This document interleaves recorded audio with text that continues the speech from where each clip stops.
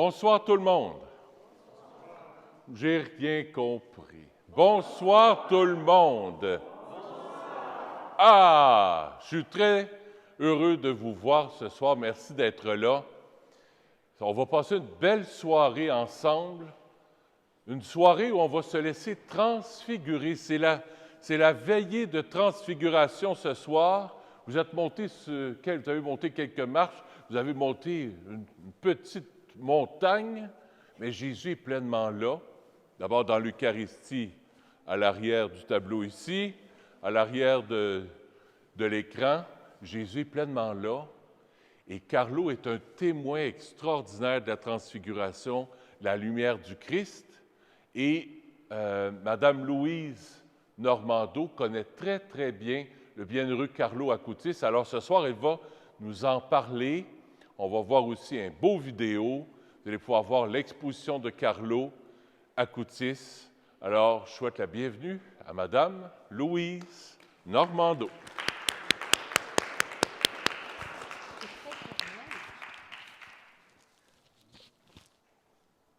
La parole est à toi. Alors bon. Juste avant, c'est là qui veulent vivre le sacrement du pardon.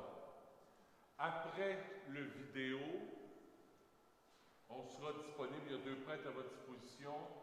L'abbé Clément Laffitte qui sort dans le confessionnal. Moi, je vais être dans le portique. Si vous retournez à l'arrière, vers la droite, près des marches, je vais être juste à l'arrière. Pour ceux qui veulent aller aux toilettes, c'est disponible. Vous pouvez passer par la gauche, à l'arrière, et descendre en bas pour aller aux toilettes. Bonne soirée à tous et à toutes. Alors, bonsoir. Attendez, on m'a dit qu'il fallait que je reste ici. Bon, je vais essayer. Je vais essayer. Parfait. Libre. Ah, merci. Alors, bonsoir tout le monde. Je suis très contente d'être ici pour vous partager d'abord l'amour que j'ai pour Carlo Acutis, mais surtout pour l'Eucharistie, parce que Carlo est un messager absolument exceptionnel de l'Eucharistie. Alors, je suis très contente de vous faire partager sa passion et un peu de la mienne également. Alors, avant de commencer par la présentation de la vidéo, eh bien, 2, 3 petits mots. Dans la vie, moi, je suis une mère de famille, j'ai 3 enfants, 4 petits-enfants. Je suis enseignante depuis quelques années déjà. Et je le suis encore maintenant, le matin, à temps partiel. J'enseigne le français aux adultes immigrants. Alors, nous allons commencer cette soirée d'abord par une vidéo qui a été très, très bien faite. Elle a été faite par la communauté du Chemin Neuf, Net of God, et je pense que ça nous introduit très, très bien dans la vie de Carlo Acutis. Alors, dans un premier temps, c'est ce qu'on va regarder. Ensuite, je vais ajouter des anecdotes, des détails sur la vie de ce jeune qui, en passant, là, il pourrait être votre fils ou votre petit-fils, ce jeune adolescent qui est là. Tiens donc, je vais aller le chercher tout de suite. Alors, ce jeune qui est un jeune de notre époque. Avant de débuter, est-ce que je peux vous demander parmi vous, quels sont ceux qui connaissent un peu la vie de Carlo? On sait que votre curé revient d'Assise. Hein? Il est allé prier sur la tombe de Carlo. Alors, je penserais que Carlo est exceptionnellement avec nous encore davantage. Hein? Oui. Alors, quels sont ceux qui connaissent un peu la vie de Carlo? Levez la main. Un petit peu. Parfait. Baissez la main. Je vous assure que vous allez découvrir ce soir un jeune bienheureux, exceptionnel, qu'on dit il deviendra éventuellement un saint de la jeunesse et des internautes. Alors, donc, une personnalité absolument exceptionnelle. Parmi vous, quels sont ceux ou celles qui connaissent déjà quelques miracles eucharistiques? Est-ce que des miracles eucharistiques, vous êtes familier, familière, levez la main. Ah, quand même! Mon Dieu, votre curé vous a parlé intensivement. Hein? Alors donc, vous connaissez quelques miracles eucharistiques. Quels sont ceux ou celles qui en connaissent 5? Levez la main. Ah, là, je suis allée fort un peu. Hein? OK. Est-ce qu'on en connaît, mettons, est-ce qu'on connaît 2, 3 miracles eucharistiques, c'est ça? Merveilleux. Alors, est-ce que je me trompe en vous disant que possiblement que vous connaissez l'Anciano? OK. Ensuite, est-ce que vous connaissez Marthe Robin? Est-ce que vous en connaissez d'autres? Padre Pio, oui, on peut se dire ça. Ensuite, ça s'arrête là. Hey, écoutez, vous ne perdrez pas votre temps ce soir. Saviez-vous que notre Carlo, il en a répertorié 132? Wow! On est en retard dans nos nouvelles, hein? Alors, on peut se dire ça. Alors, ce soir, en plus de vous parler de Carlo, je vais faire un survol. Ne vous inquiétez pas, là, je ne demanderai pas, on ne lira pas tous les tableaux parce que là, ça va vous décourager en commençant. Mais après la présentation de la vidéo sur la vie de Carlo, je vais vous faire un survol des tableaux. Je vous assure, et là, je le dis, je le répète, je vous assure que vous allez quitter cette retraite 2022 sur le thème de Carlo et de l'Eucharistie. Vous allez quitter cette Église ce soir différemment. Je vous donne ma parole. Bien, je répète la parole de Carlo. On va dire ça. Je vous répète ce que Carlo disait. Après avoir vu cette exposition, vous n'aurez plus le même regard sur l'Eucharistie. Alors, vous verrez, je ne crois pas me tromper en affirmant ceci. Vous ne verrez plus l'Eucharistie de la même façon. C'est la promesse que Carlo nous a faite avant de nous quitter à l'âge de 15 ans, le 11 octobre 2006. Sans plus tarder, je vous présente d'abord la vidéo de Carlo. On y va.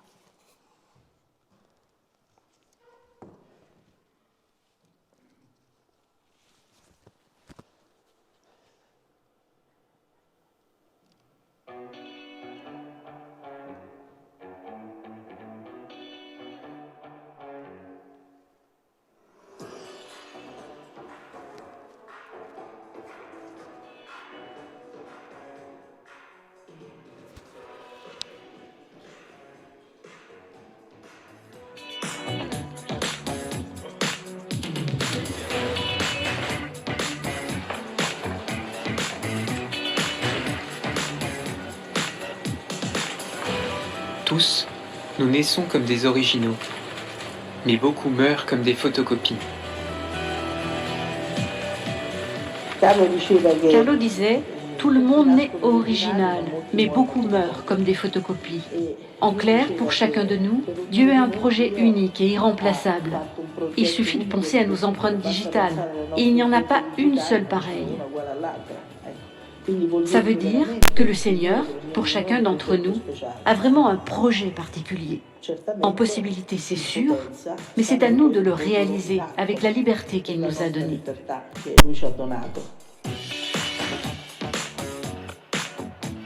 On peut rentrer au ciel quand on a un portable dans la main, mais on peut rentrer au ciel avec des écrans dans nos vies. Et puis on peut penser qu'aujourd'hui, la sainteté n'a pas dit son dernier mot, mais que l'Église va nous proposer des nouveaux modèles. Et ce modèle que le pape François propose aujourd'hui, c'est Carlo.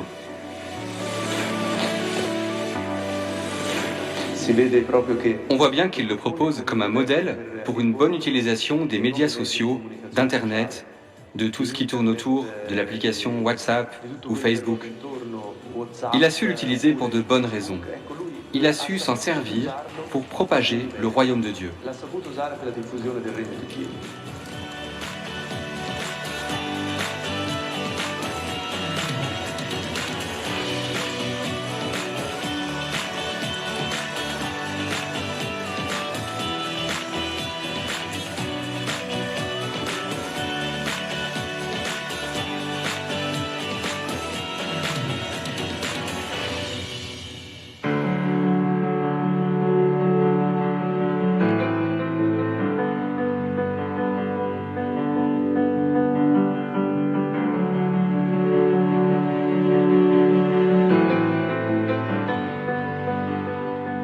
Carlo, c'est vraiment le saint ordinaire.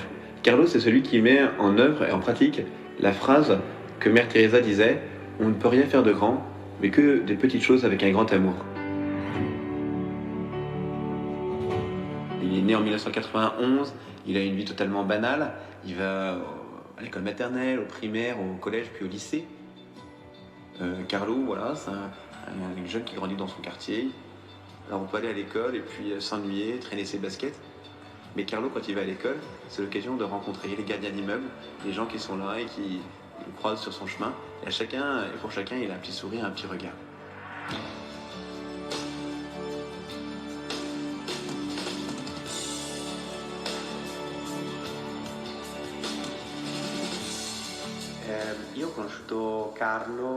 J'ai rencontré Carlo en CE1. Il a été un de mes amis les plus proches au cours élémentaire et secondaire. Et nous avons passé beaucoup d'après-midi à regarder des films et à jouer ensemble. Nous étions très très unis. Une des choses que j'ai toujours appréciées chez lui, c'est qu'il était une personne très simple et qu'il ne jugeait jamais personne.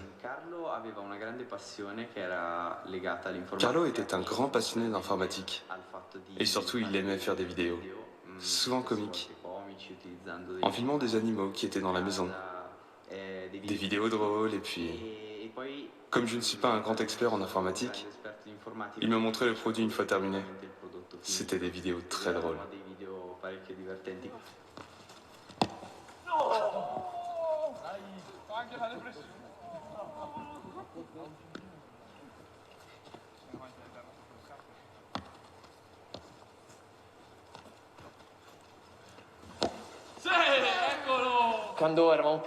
Quand nous étions enfants, on jouait souvent au foot avec Carlo, comme on vient de le faire.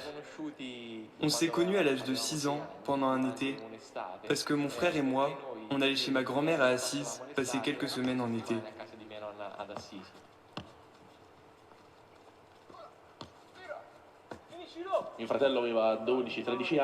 Mon frère avait 12-13 ans, et souvent, comme ça arrive entre grands frères et petits frères, il me maltraitait.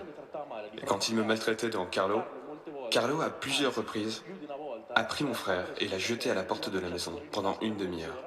Sur le moment, je ne le comprenais pas. Je n'arrivais pas à comprendre l'ampleur de ce qui se passait. Au fur et à mesure, j'ai réalisé qu'il était une personne spéciale, une personne qui vous touche et qui reste en vous encore maintenant. Tous les soirs, quand je vais me coucher, je pense à Carlo, parce que c'est une de ces personnes que vous n'oubliez pas.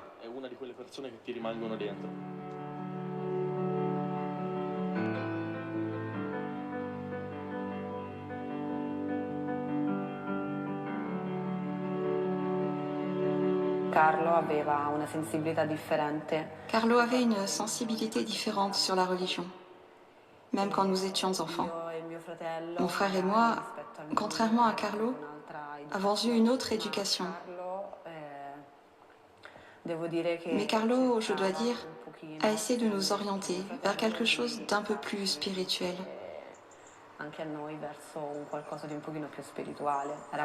Nous étions des enfants et notre but principal était de jouer, de nous amuser.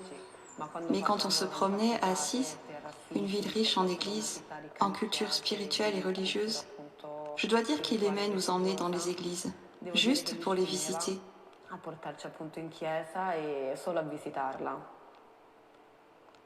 Ce qui est beau, c'est qu'il y a un moment dans sa vie qui va tout transformer, c'est le jour de sa première communion. Pour lui, c'est une vraie rencontre avec Jésus. Et à partir de ce jour-là, il va demander à ses parents d'aller à la messe, non pas une fois de temps en temps, pour Noël ou pour Pâques, et même juste le dimanche, mais vraiment tous les jours. Et c'est une décision qu'il va prendre à laquelle il va rester fidèle jusqu'au jour de sa mort. Carlo, il va se nourrir tous les jours de l'Eucharistie. Et c'est cette amitié avec le Christ dans l'Eucharistie qui va nourrir sa vie.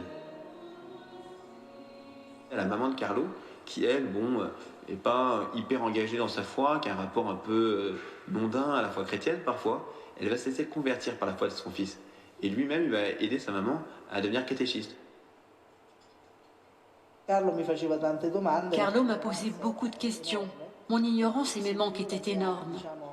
Et donc, Carlo, je peux dire avec une certitude absolue qu'il a été un petit sauveur pour moi. Parce que grâce à lui, j'ai commencé un voyage de foi.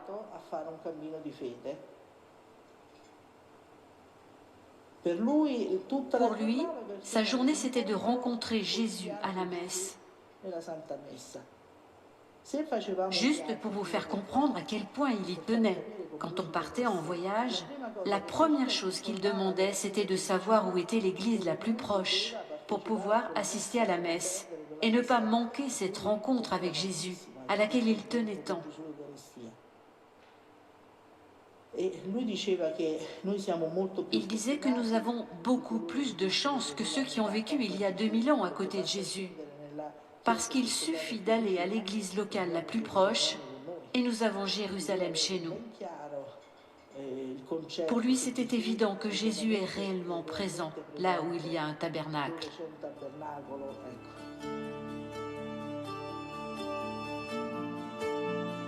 L'Eucharistie est mon autoroute pour le ciel.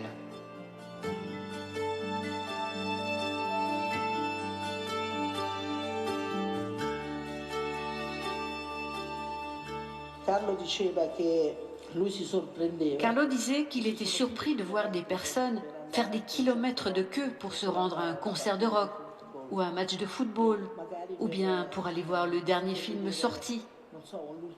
Mais que devant le tabernacle, il ne voyait pas ces files de gens. Mais comment est-ce possible, disait-il?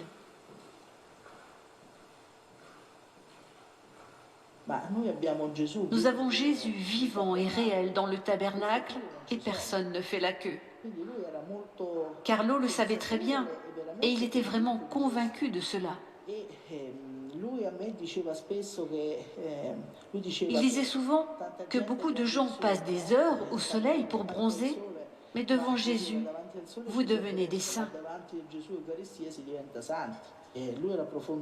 Il était profondément convaincu que cette relation avec Jésus élève notre âme, nous change et nous aide intérieurement. Lorsqu'il faisait l'adoration eucharistique, il disait qu'il ressentait vraiment cette forte présence de Jésus en lui, qu'il était comme aspiré dans le tabernacle.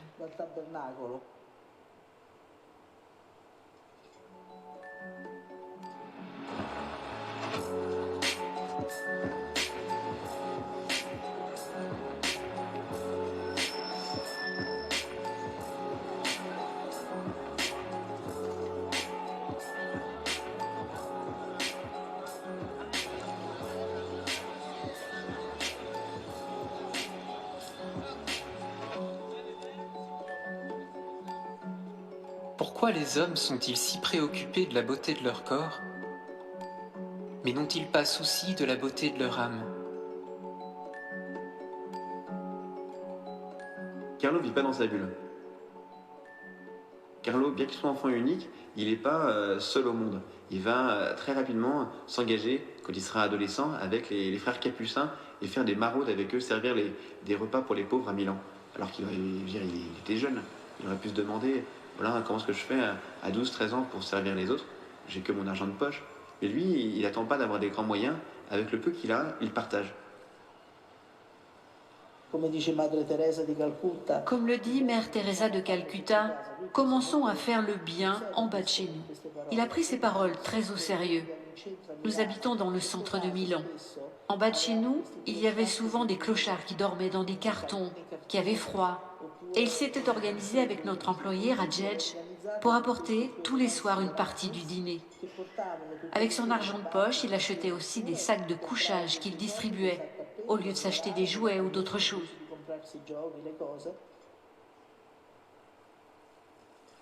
Pour Carlo, dont le meilleur ami c'était Jésus, il y avait quelque chose d'important dans l'amitié pour lui, c'était de partager cette amitié avec le Christ. Ses parents avaient un employé, il s'appelle Rajesh. Rajesh, il vient de la caste des Brahmanes, donc une des castes les plus hautes de l'Inde. C'est quelqu'un qui avait un statut en Inde, mais qui n'avait pas beaucoup d'argent, qui est venu en Italie pour trouver un travail. Le seul qu'il traitait avec respect, Rajesh raconte dans son témoignage, c'est ce petit enfant qui ne le traitait pas comme un esclave, mais comme un ami. Il a vraiment voulu vivre une amitié avec Rajesh, et cette amitié, elle a été transformante pour Rajesh. Buongiorno, io sono Rajesh. Bonjour, je suis Rajesh. Je voulais vous dire que nous venions souvent ici avec Carlo pour des promenades, avec le chien aussi. Et puis il a amené le frisbee avec lui. Et nous nous sommes beaucoup amusés dans ce parc. Dans chaque coin que je regarde, il y a des souvenirs.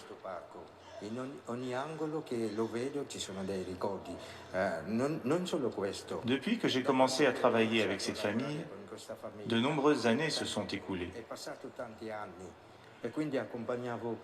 Et j'ai donc accompagné Carlo au jardin d'enfants, dans le parc, au McDonald's, à l'église surtout. Il me disait beaucoup de belles choses. Comment faire la communion, la messe. Et puis même s'il était petit, je l'estimais plus que mon professeur. Parce que tout ce qu'il me disait était vraiment joyeux et me touchait le cœur.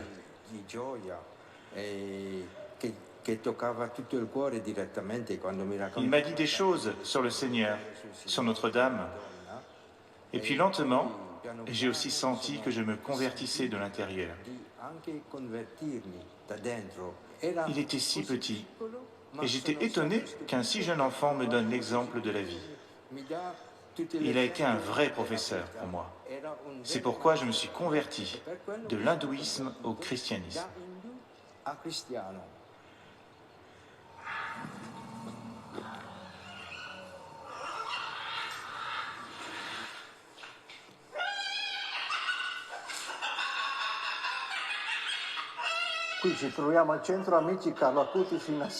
Nous sommes ici au centre des Amis de Carlo Acutis, à Assise. Ce centre a été voulu par les parents de Carlo, parce que c'était un garçon qui aimait la nature et les animaux. De fait, dans ce centre, nous avons plusieurs chiens, des perroquets, des oiseaux de différentes espèces.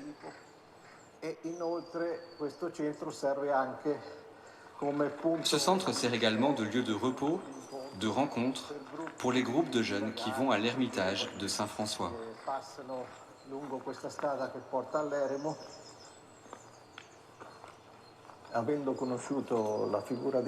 Ma conversion est pratiquement arrivée par hasard, ayant connu la figure de Carlo sur Internet. Je dois dire que ça faisait 25-30 ans que je n'allais plus à l'église. J'étais en dehors de la foi. J'ai été tellement impressionné par la figure de ce garçon qu'en septembre 2013, sachant qu'il était enterré à Assise, j'ai voulu tout de suite aller sur sa tombe.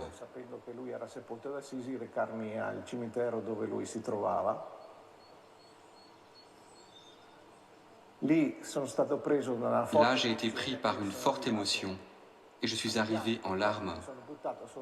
Je me suis jeté sur la tombe et je ne sais pas combien de temps j'y suis resté à pleurer. De là, ma foi est pratiquement née à nouveau.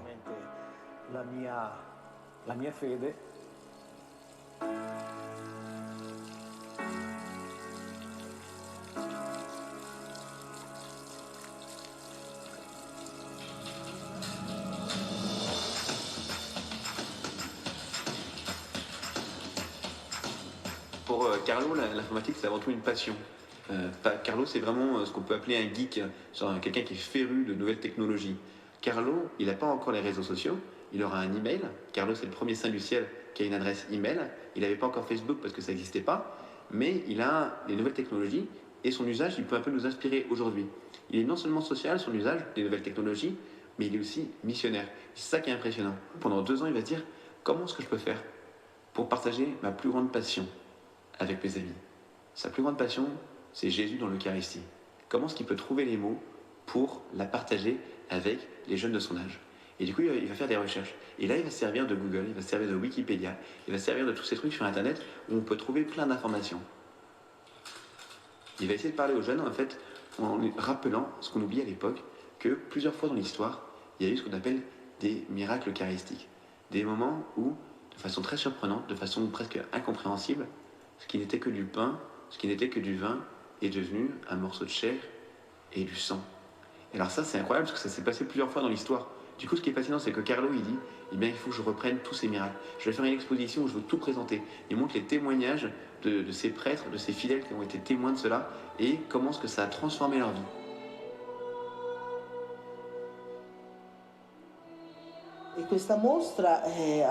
Cette exposition a voyagé sur tous les continents, aux États-Unis, dans plus de 10 000 paroisses, dans des sanctuaires comme Fatima, Parel Monial, Guadalupe. Elle a fait beaucoup de bien et elle continue à voyager. Nous avons contribué à la traduire dans de nombreuses langues. Cette exposition touche le cœur de beaucoup de personnes. Elle a aidé énormément de monde à se rapprocher de Jésus. Carlo a créé une chaîne d'amour. Ça, c'est extraordinaire. Le seul problème, c'est que quelques jours avant son inauguration, il commence à sentir un peu des malaises, il commence à se sentir mal, à avoir des vomissements, et les symptômes s'aggravent à tel point que sa maman se préoccupe. Et à ce moment-là, sa maman, elle dit qu'il faut aller à l'hôpital. Carlo allait très bien. Il n'avait apparemment aucun symptôme auparavant. Et les médecins m'expliquent que la leucémie qu'a contractée Carlo est silencieuse. On l'a emmené à l'hôpital. On l'a immédiatement informé qu'il avait cette maladie, qu'il pouvait aussi mourir. Et Carlo a dit, en plaisantant parce qu'il disait souvent des plaisanteries, « Le Seigneur m'a donné une belle secousse. » Et il souriait.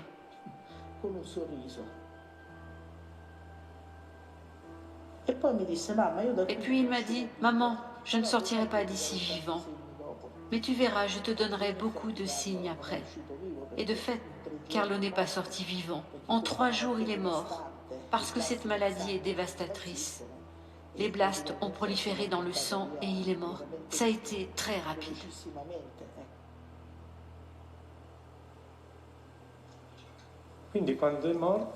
Quand il est mort, d'un seul coup, tout est devenu noir. Et j'ai pensé, peut-être que je n'ai pas compris, que je me suis trompé, que j'ai cru qu'il se passait des choses particulières. Je n'avais plus aucun repère concret. Voilà, c'est ça. Être brutalement dans le noir, privé de repères, même en ce qui concerne la foi.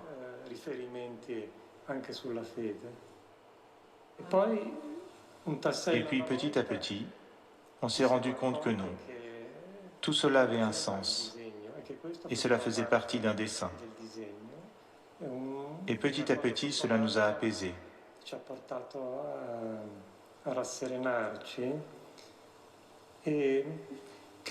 Je crois que dans ces difficultés, chacun reçoit des grâces spéciales qui aident à supporter la douleur.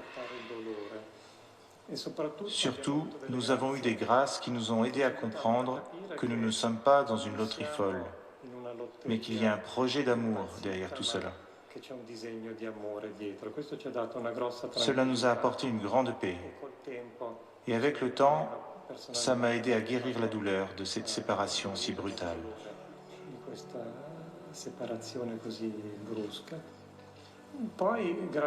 Puis, peu à peu, j'ai réalisé qu'il y avait tout un monde que je ne connaissais pas, c'est-à-dire des gens, en dehors de la famille, qui aimaient Carlo que je ne connaissais même pas. À l'enterrement, l'église était pleine de personnes que je ne connaissais pas. Le gardien de l'immeuble en face de chez nous, d'autres gardiens, d'autres personnes, même d'autres religions. Et nous avons découvert petit à petit une nouvelle vie avec le témoignage de ces personnes.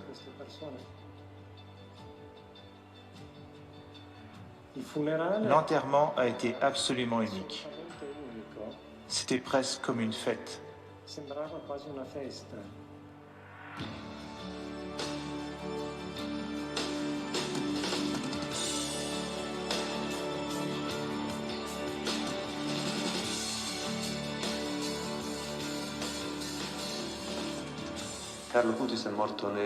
Carlo Acutis est mort le 12 octobre 2006. Puis en 2011, le procès de béatification a été ouvert à Milan.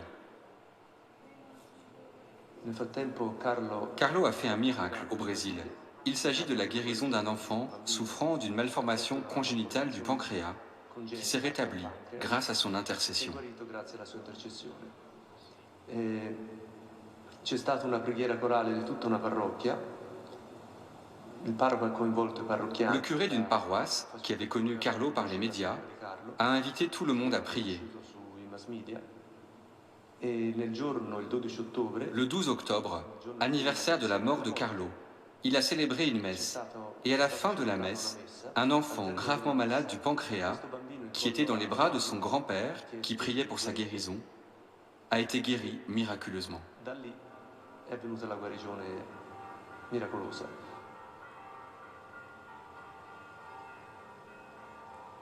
Il primo passaggio è la consulta medica. La première étape est la consultation médicale. Un collège de médecins étudie le cas et doit déclarer si cette guérison peut être expliquée d'un point de vue scientifique ou non. Dans le cas de Carlo, il a été voté à l'unanimité, le 15 novembre 2019, que cette guérison était vraiment inexplicable d'un point de vue scientifique. Ensuite, elle a été transmise au bout d'un mois au collège des théologiens, qui doivent déterminer s'il y a un lien entre la guérison et l'invocation de Carlo. Et en effet, eux aussi ont reconnu à l'unanimité qu'il existait un lien. Carlo est vraiment, pour moi, le nouveau missionnaire de ce continent inconnu, ce 6e continent qu'il faut aujourd'hui évangéliser. Carlo, il fait partie de la génération des pionniers.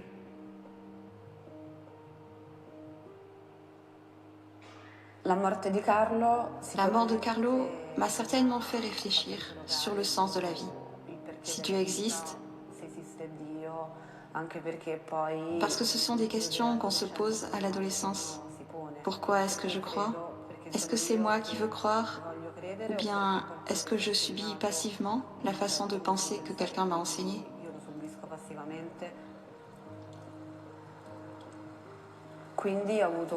En fait, j'ai eu une période de doute au cours de laquelle je me suis demandé pourquoi il était mort et pourquoi être religieux, pourquoi être chrétien. Est-ce que c'est bien? Est-ce que c'est mal? Maintenant, j'ai grandi. Quand je pense à la mort de Carlo, à toutes les choses positives qu'il a faites et combien il aide aujourd'hui les gens, je dois avouer que ça m'a aidé aussi. Alors que je ne croyais plus en Dieu, dans le christianisme, dans la foi et dans la vie après la mort, je dois dire maintenant que j'ai retrouvé tout cela.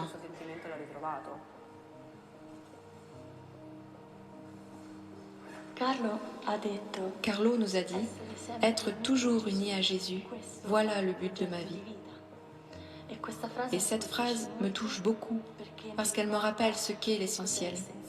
Être toujours dans un cœur à cœur avec Jésus.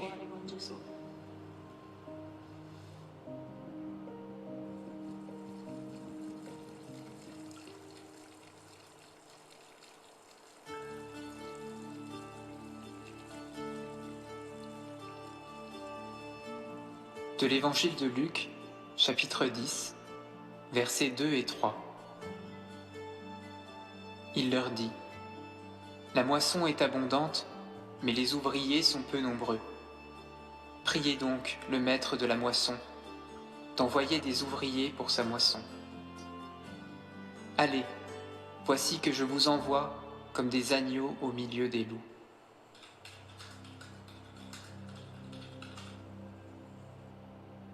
Carlo a connu les débuts d'Internet et il a été un des premiers à utiliser les nouvelles technologies pour les mettre au service de la foi.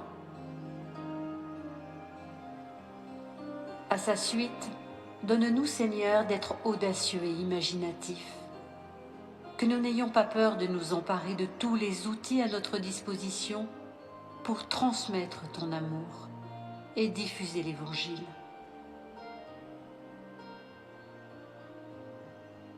Le monde numérique, selon l'usage que l'on en fait, peut être un espace de solitude et de manipulation. Mais il peut aussi servir le bien et révéler la beauté. Seigneur, Fais de nous des instruments de cette beauté que tu veux communiquer au monde. Que nous soyons attentifs à mettre en valeur ce qui est bon dans l'homme.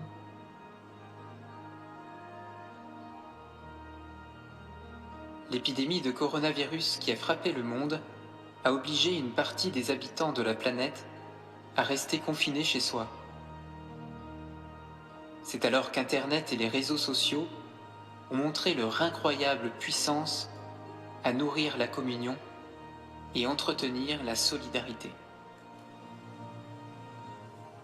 Seigneur, fais que nous puissions continuer sur ce chemin en sachant discerner les signes des temps.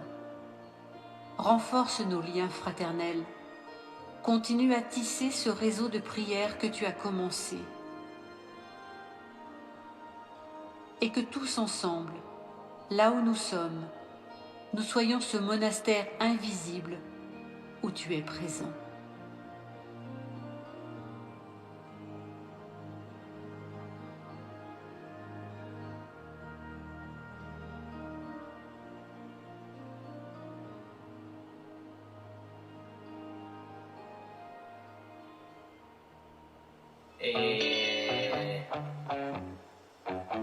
Sono destinata a morire.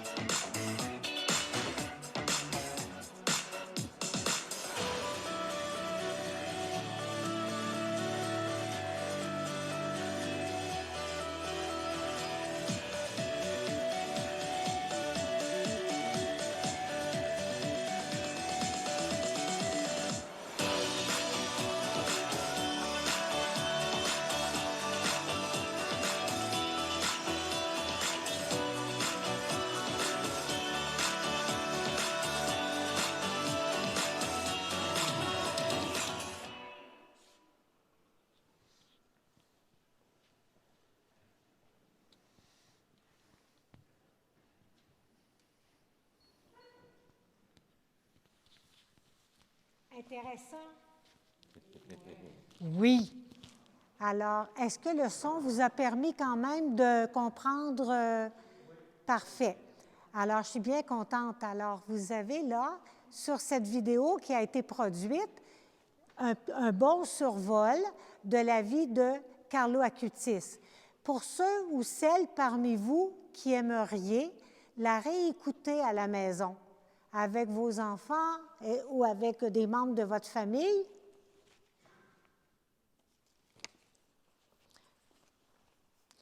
j'ai mis les liens par lesquels vous pouvez retrouver les vidéos sur YouTube. Alors, en tout temps, vous pouvez l'écouter à la maison. Vous avez également, sur ce petit billet, le site Internet sur lequel vous pouvez retrouver tous les miracles eucharistiques que Carlo a produits, a réalisés dans cette exposition. Alors, tantôt, là, il y a une petite table à l'avant, puis ce sera possible de retrouver ces informations. Alors, dans la vidéo, vous avez vu d'abord certaines paroles que Carlo a dites. Par exemple, lorsqu'il a dit « L'Eucharistie est mon autoroute pour le ciel, vers le ciel », alors c'est vraiment la phrase qui représente énormément la pensée de Carlo. Il y a une autre phrase qu'il a dit, si vous avez bien, peut-être le son était bien aussi pour le comprendre, c'est que quand on va au soleil, on bronze. Quand on s'approche de l'Eucharistie, on devient saint. C'est une autre phrase de Carlo. Il y en a une qui n'a pas été dite dans la vidéo, c'est que on vient tous au monde comme un original avec nos empreintes digitales, etc. On vient au monde unique. Il ne faut pas mourir comme des photocopies. Et je dis souvent ça aux adolescents. Ce que vous êtes, c'est unique. regardez les dons que vous avez reçus. N'essayez pas d'être comme tout le monde. N'essayez pas de penser comme les autres, parce qu'on sait que comment on peut être influencé par la publicité, par des courants de pensée dans notre société. Alors, soyons fidèles à ce que nous portons à l'intérieur de notre cœur. C'est aussi une phrase que Carlo utilisait beaucoup. Évidemment, vous avez compris qu'il se disait pourquoi les gens ne font pas la file devant le tabernacle alors que le Seigneur est là, il nous attend. Alors, il y a plusieurs phrases comme ça qui décrivent un peu la pensée de Carlo. Maintenant, Carlo savait qu'il était pour mourir. Il l'a su quelques mois à l'avance. Dans cette vidéo, on ne le mentionne pas, mais Carlo savait. Alors, il avait eu cette inspiration qu'il décéderait. Et puis, une autre inspiration que Carlo avait, c'est que quand ses parents étaient à l'hôpital avec lui, sa maman était, écoute, énormément triste, le papa aussi, c'était un enfant unique. Alors, il a dit à sa mère, « Maman, pleure pas, tu auras d'autres enfants. » Je ne suis pas sûre que la maman, il l'a cru à ce moment-là, mais 4 ans plus tard, la maman donnait naissance à des jumeaux. D'ailleurs, les jumeaux étaient avec les parents à Assise en 2020 à la béatification de Carlo. Si vous avez vu sur Internet la béatification, eh bien, il y avait 2 petits-enfants dont c'était la famille de Carlo, les jumeaux qui sont nés 4 ans après son décès. Maintenant, Carlo, on dit qu'il a mis toutes ses connaissances informatiques parce que Carlo était d'une façon, je dirais presque miraculeuse, un jeune avec énormément de facilité pour programmer. Alors, on sait, nos petits-enfants, ils aiment bien la PS4 et puis tous les jeux vidéo. Alors, oui, Carlo faisait des petites vidéos amusantes, mais il avait des dons, enfin une facilité inexpliquée à apprendre par lui-même, à programmer. Et ce sont ces habiletés qui vont faire en sorte que Carlo a produit cette exposition eucharistique. Maintenant, je pourrais également, peut-être que vous vous posez la question, mais comment il a fait pour tout produire ça? Qu'est-ce qui a déclenché chez lui l'inspiration, je dirais, pour faire connaître l'Eucharistie? Alors, on a vu dans la vidéo, Carlo se posait la question, depuis l'âge de 7 ans où il avait fait sa première communion, il avait été particulièrement touché par l'amour de Jésus qu'il ressentait dans la Sainte Eucharistie. C'est la raison pour laquelle il voulait aller à la messe et communier tous les jours. C'est ce qu'il va faire jusqu'à la fin de sa courte vie. Mais il avait cette préoccupation, comment je pourrais convaincre mes camarades de classe, comment je pourrais convaincre les gens de l'importance de l'Eucharistie. Et là, il est arrivé un événement dont on ne raconte pas dans cette vidéo que je vais vous faire connaître. Carlo, partout où il allait en vacances avec ses parents, il voulait loger près d'une église pour tenir cet engagement pour aller à la messe tous les jours. Alors, un jour, notre ami va avec ses parents au nord de Milan, où ils habitaient, dans une petite ville qui s'appelle Rimini. Ah, mais pendant que j'y pense, vous connaissez le curé à Rimini? Vous savez le nom du curé de la paroisse à Rimini? Bien, voyons. Personne ne connaît le nom du curé de cette paroisse?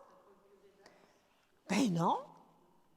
Ben, vous ne connaissez pas le prénom, le nom du curé de Rimini. Bien, voyons. Je vais être obligée de vous le dire. Je vais être obligée de vous le dire. Hey, écoutez, écoute, je vais prendre une chance, là. Je vais vous donner un indice. J'en reviens pas que vous ne connaissiez pas le nom du prêtre. Est-ce que ça vous arrive de perdre vos clés? Ah, là, j'ai un indice. Antoine! Bien, vous le connaissez? Bien oui, vous le connaissez, bien sûr. Antoine de Padoue. Mais à cette époque, il n'est pas saint. Il est curé, comme votre curé Dominique. Pareil. Et là, il est dehors sur le perron de l'église, à Rimini. Et là, il faut que je vous raconte, parce que c'est ça le déclencheur de Carlo. C'est ce miracle que Carlo a appris quand il était en visite à Rimini, parce qu'il est entré dans cette église. Il a vu des illustrations, des cadres, peut-être des vitraux. Et là, il a vu un miracle qui s'est produit là. Il a tout lu ça. Hey, il avait 11 ans, pensez-y, un petit garçon d'11 ans, curieux. Il voit tout ça, puis là, il dit à ses parents, « Je viens de trouver ce que je vais faire pour parler de ce qui me passionne le plus dans la vie, l'Eucharistie. » Et il faut que je vous raconte qu'est-ce que c'était que ce miracle chez le prêtre que vous connaissez maintenant. Hein? Voici. Un jour, ce prêtre est dehors, sur le parvis de l'église, puis il est en train de raconter un miracle, pas raconter un miracle, il est en train de dire à ses paroissiens que Jésus est vraiment présent dans l'Eucharistie. Les gens, non, non, avec tout le respect qu'on vous doit, monsieur le curé, là, non, on ne croit pas ça. On croit que l'Eucharistie, c'est un symbole. Ce n'est pas une présence réelle. Quel est votre nom, monsieur? Régent. Et là, parmi les paroissiens qui sont dehors, sur le parvis, il y en a un qui parle plus fort que les autres, c'est Régent. Et Régent, c'est lui, il se fait un peu le porte-parole de tout le monde. Non, non, non, non. Moi, si tu ne me le prouves pas, là, je ne croirais pas. Alors, le curé, Antoine, qui avait une foi exceptionnelle, il a dit, « Bon, vous, là, Régent, c'est vous qui êtes propriétaire d'un petit troupeau de mules. Oui, dans le 3e rang, là. Alors, je vais faire quelque chose. Vous allez prendre l'une de vos bêtes. Pendant 3 jours, elle ne mange pas, elle ne boit pas. Et dans 3 jours, Régent, là, revenez ici avec votre animal. Je vais vous démontrer que Jésus est bien présent dans l'Eucharistie. Mais pendant que j'y pense, quand vous allez revenir, apportez un bol d'avoine pour votre bête, elle va être affamée, puis apportez-lui de l'eau. On se revoit dans 3 jours. Eh mon Dieu, ça jase sur le perron de l'Église. On se demande qu'est-ce qui va se passer. Qu'est-ce qui va arriver dans 3 jours? Et là, ça se parle. 3 jours plus tard, le village est là. C'est bien simple. Et là, on veut savoir qu'est-ce qui va se passer. Tout à coup, on voit apparaître Régent avec sa mule. Et là, la pauvre bête a de la misère à marcher, tu comprends? Elle est faible. Pendant ce temps-là, notre bon curé, Antoine, il est allé dans l'Église chercher le Saint-Sacrement, l'ostensoir. Et là, Régent approche avec sa bête à Titube. Il vient déposer le bol et l'eau, puis là, tout le monde regarde, c'est un silence.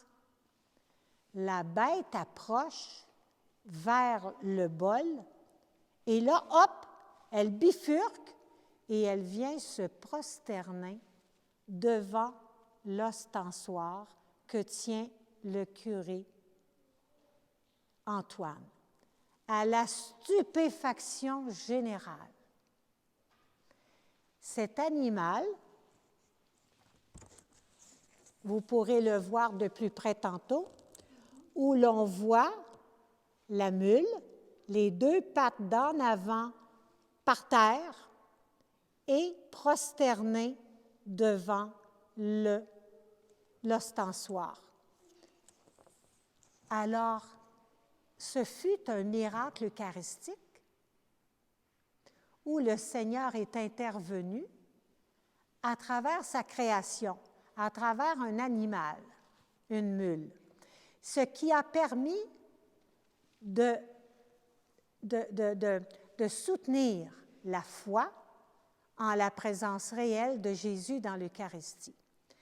Alors, mon jeune Carlo, excusez-moi, monsieur qui enregistre là. Alors, ce jeune-là, 11 ans et demi, il est complètement impressionné.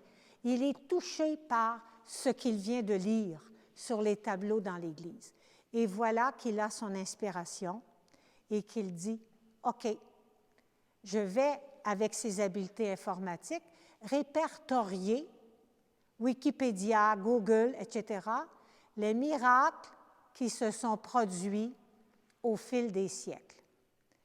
Et là, je ne veux pas vous mettre mal à l'aise, mais il y en a répertorié 132. Qui m'a dit tantôt qu'il en connaissait une vingtaine? Y a-t-il quelqu'un qui m'a dit ça?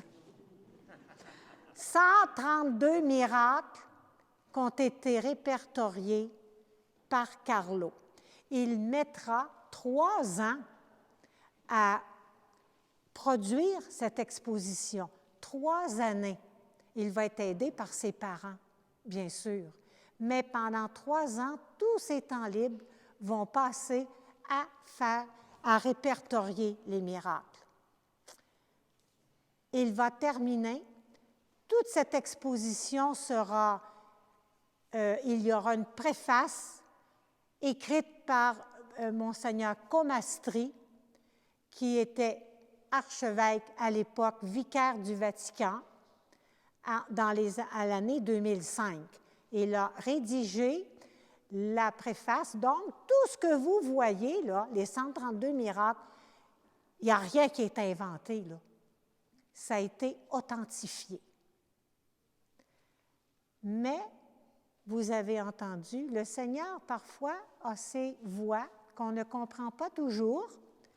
Alors, Carlo n'assistera pas à cette inauguration. Elle est prête, l'exposition. Le Seigneur a vu autrement et Carlo a été hospitalisé en 3 semaines à partir de la fin, presque la fin septembre 2005. On a diagnostiqué une leucémie fulgurante et Carlo va décéder le 12 octobre 2006. Maintenant, tout ça, ce travail, évidemment, n'est pas tombé à plat. Il y a, tout près de Marseille, les missionnaires de la Sainte Eucharistie, dont le père Florian Racine en est le fondateur. Ils vont poursuivre la mission de Carlo. Alors, après la mort de Carlo, a débuté, d'abord, cette exposition elle a été traduite en 17 langues. Depuis 2006, elle se promène partout dans le monde, sur tous les continents, aux États-Unis énormément. Maintenant, tantôt, je vous dis tout de suite, il est décédé en 2006. C'est la raison pour laquelle les derniers miracles qui font partie de l'exposition répertoriés, ce n'est pas Carlo qui les a répertoriés, ce sont les missionnaires de la Sainte Eucharistie qui poursuivent cette belle mission des miracles eucharistiques. Alors, c'est la raison pour laquelle, dans quelques minutes, je vais vous faire une petite visite guidée. Puis vous allez voir que les derniers miracles que je vais vous présenter, 2013, il y a moins de 10 ans. Alors, et c'est à la suite de ce que Carlo avait déjà répertorié. Alors, vous savez maintenant que Carlo, tout ça, ça a été connu sur Internet, et puis il y a un prêtre brésilien qui a demandé à ses paroissiens de prier pour faire une neuvaine pour la guérison d'un enfant, un petit garçon atteint de pancréatite, qui était condamné. Et puis, c'est lors d'une neuvaine qui s'est terminée par une messe, une célébration eucharistique, que l'enfant fut guéri dans les bras de son papa. Alors, donc, c'est ce qui a donné lieu à la béatification pendant la pandémie. Alors, en 2020, il y a eu cette béatification à Assise. D'ailleurs, je dois vous dire que le corps de Carlo, quand il est décédé, évidemment, il a été enterré à Milan, la ville où il a grandi. Mais par la suite, son corps fut inhumé. D'abord, Carlo, comme un adolescent fidèle à ce temps de leur vie, il a été dans sa tombe en jeans, en coton ouaté, puis en running shoe. Et lorsqu'on a exhumé son corps pour l'amener à Assise, eh bien, il était intact. Alors, donc, maintenant, si un jour vous allez à Assise, vous avez la même chance que votre bon curé, alors vous aurez la chance de voir la tombe de Carlo à Assise. C'était son désir parce que Saint François d'Assise, était le saint qu'il admirait énormément. Alors donc, voilà la raison pour laquelle il est enterré là-bas. Il n'est pas enterré, pardon, il est dans la tombe là-bas. Est-ce que je pourrais ajouter d'autres informations? Bien, écoutez, avez-vous des questions?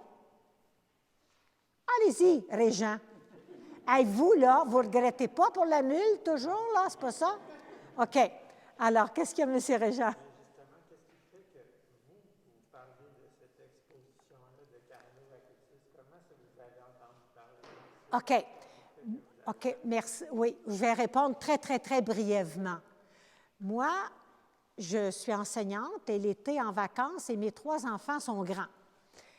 Alors, ils n'habitent plus à la maison. Je vais faire du bénévolat, moi, l'été en France, dans les monastères de communautés religieuses. Et j'en avais entendu parler lorsque j'allais en France. Et pendant la pandémie, je devais être en France et j'avais communiqué avec les missionnaires de la Sainte Eucharistie en leur disant, est-ce que je peux réserver votre exposition en français puis l'apporter au Québec pendant 1 mois pour avoir la chance de la faire connaître aux gens ici. Alors, et la religieuse s'appelle Sœur Beata, qui s'occupe les réservations. Elle m'a dit, ben oui, on va vous la réserver pendant 1 mois. Parfait. 13 mars, pandémie. Je ne pouvais plus aller en France. Alors là, j'étais vraiment malheureuse. J'ai appelé, j'ai écrit, j'ai dit, envoyez-la moi. La religieuse a dit, bien écoutez, vos églises sont fermées. Quand bien même que je vous l'envoie pendant 1 mois, on ne sait pas quand ça va ouvrir. Mais elle m'a dit, reproduisez-la. Pourquoi pas? Alors, elle m'a dit, tous les fichiers numériques, vous allez voir, on les retrouve sur le site que je peux vous remettre. Je suis allée voir et moi, j'ai eu un coup de cœur lorsque j'ai vu cette exposition des miracles eucharistiques. Alors, on est en juin, l'année scolaire est terminée. J'y ai passé 3 mois et j'ai reproduit tous les fichiers de Carlo. Et maintenant, on l'a au Québec. Elle m'appartient. Je l'ai entièrement reproduite pour qu'elle soit au service de toutes les paroisses qui la demandent et je tiens l'agenda de Carlo et j'amène l'exposition là où on la demande et c'est gratuit. Je vais juste changer de micro au cas qu'il manque de batterie. Alors voilà, je termine là-dessus. Si vous connaissez là, des prêtres, vous avez des amis dans d'autres paroisses de Montréal ou ailleurs, au Québec, où on parle français, parce que c'est en français, vous venez me voir tantôt, je vous donne une petite carte, là, vous avez mon numéro de téléphone, mon adresse courriel, et je me rends partout où on la demande. Et depuis l'été dernier, où c'est ouvert à nouveau, eh bien, l'exposition, elle a été à Québec, elle a été à Sherbrooke, elle a été à Ottawa, elle a été à Châteauguay, à Laval, à Beauharnois. Alors, l'exposition, elle va partout où on la demande et c'est gratuit. Ça répond à votre question? Alors, voilà. C'est tout. C'est un peu pour continuer au Québec, qu'est-ce que Carlo fait. Et moi, je suis un petit peu passionnée de l'Eucharistie. Alors, est-ce qu'on veut en savoir davantage sur les miracles? Moi, ce que je vous propose en cette seconde partie, je vous rappelle qu'il y a des prêtres, hein, s'il y en a qui veulent se confesser.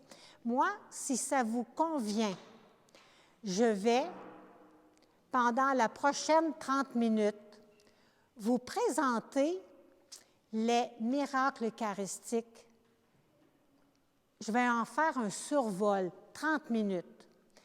Et vous savez que l'exposition, votre curé Dominique, elle sera encore ici la semaine prochaine, samedi et dimanche, aux mêmes heures, sauf peut-être pas le samedi soir, mais samedi dans la journée et dimanche.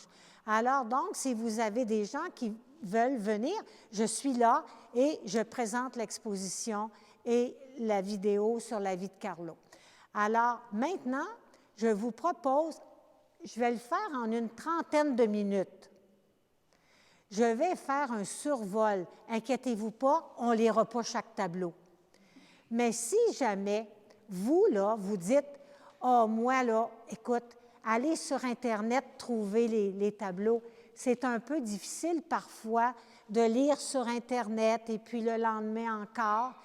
J'ai produit la semaine dernière, c'est tout chaud, j'ai produit, je vais m'étirer, j'ai produit la version papier. Alors, si jamais, je le dis pas parce que je veux faire de l'argent avec ça, ce n'est pas mon but dans la vie, pas du tout, mais si il y avait tellement de gens qui me disaient « Hey, moi, j'ai de la misère à lire sur Internet, mais il n'y a pas un cahier où on pourrait tout trouver ça. » Eh bien, ça faisait trop de demandes que je recevais, alors j'ai produit un cahier dans lequel il y a les 132 miracles. Ce que vous avez sur le mur ici, vous en avez environ 70. Pourquoi? Parce qu'il n'y avait pas cette place. Alors ici, vous avez les 132. Je le vends 15 $, c'est presque le prix coûtant.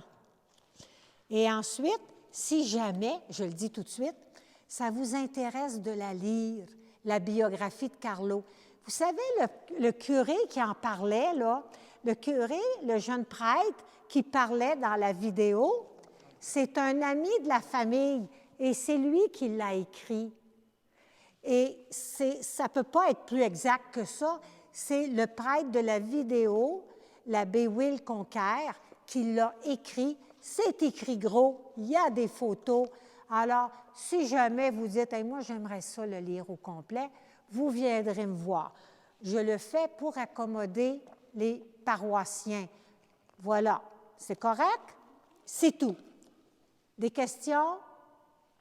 Aussi, n'oubliez pas, tantôt, quand vous êtes arrivés, je n'ai pas eu le temps, mais j'ai la photo de Carlo et j'en donne à tout le monde. C'est gratuit. Si vous avez des ados, là, apportez-leur. Parce que Carlo, ça deviendra le saint de la jeunesse et des internautes. Ensuite, il y a votre curé qui est allé à Assise et maintenant, on a une relique. Elle est ici à l'avant sur la petite table, alors j'ai une relique qui viendra dans les expositions de Carlo, apportée par votre curé, que j'aime beaucoup, Dominique. Ça va? Des questions? Alors, 8h10, je sais que peut-être qu'il y en a qui sont fatigués ou je ne sais pas, mais si vous me permettez, donnez-moi 30 minutes au moins que je vous présente les derniers miracles qui se sont produits, entre autres, en 2013.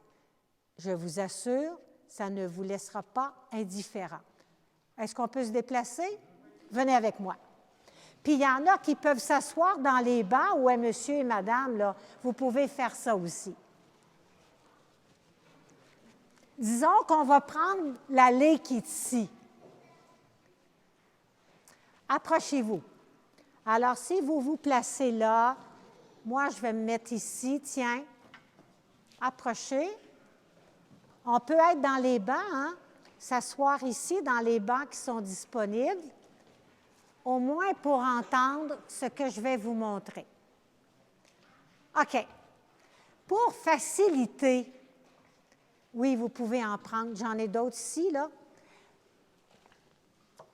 Pour faciliter la compréhension de ces miracles, je me suis permis de faire ce qu'on appelle des chapitres. Alors, ça ici, c'est moi qui les ai faits. Pourquoi? Pour rendre la visite plus facile. Ça va? Puis s'il y en a qui achètent le cahier, je les ai placés de la même façon. L'Eucharistie. L'Eucharistie, vrai corps, vrai sang. Il y a un peu plus loin, l'Eucharistie, un petit peu plus loin, qui protège.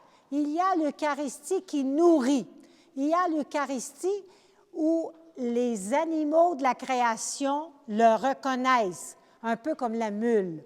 Il y a l'Eucharistie qui guérit, qui nourrit, qui convertit. Il y a l'Eucharistie en lien avec la Vierge Marie. Le Seigneur, là, c'est tout un pédagogue. Il a fait différents miracles. Le visage de Jésus dans l'Eucharistie, l'adoration eucharistique. Je vais vous en présenter quelques-uns de chaque.